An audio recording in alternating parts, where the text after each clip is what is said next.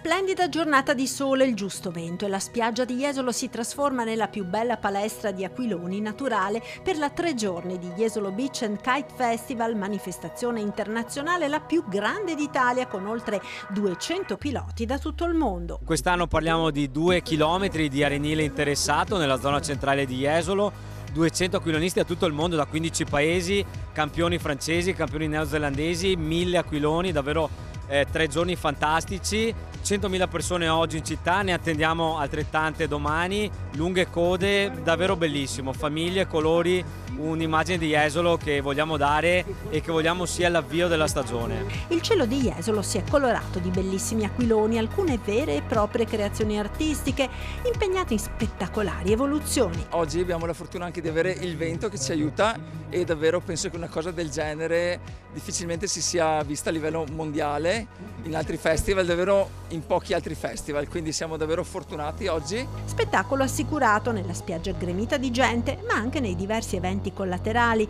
dedicati ai grandi e ai bambini. Poi abbiamo all'interno dell'arena centrale, dove ci sono le esibizioni degli aquiloni acrobatici, i campioni del mondo in carica di volo acrobatico in coppia e anche in singolo, oltre che poi ai campioni europei e nazionali.